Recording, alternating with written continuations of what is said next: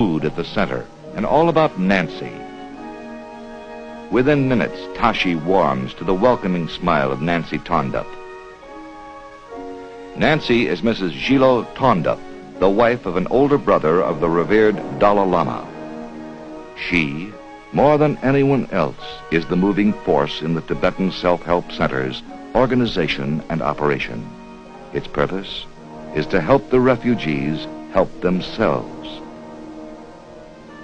CARE recognizes the assistance needed to develop new skills and improve health standards while the refugee situation is still fluid and there's a chance for rehabilitation. Otherwise, the Tibetans might become mired in apathy and resentment, which characterizes so many older refugee groups in the world.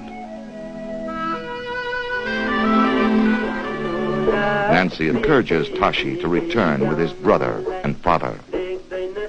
But Tenzing does not understand what Tashi tells him. After futile, desperate months in Darjeeling, he's afraid he'll suffer another disappointment. And so, he spins his prayer wheel and asks his Buddha for guidance.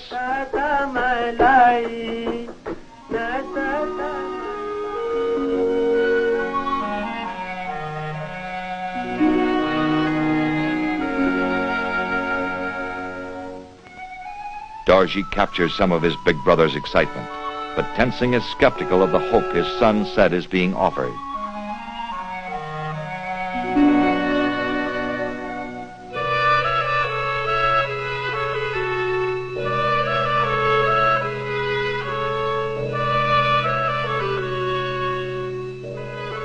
Tenzing listens to Nancy in their native tongue. He's touched and moved by her unselfish understanding.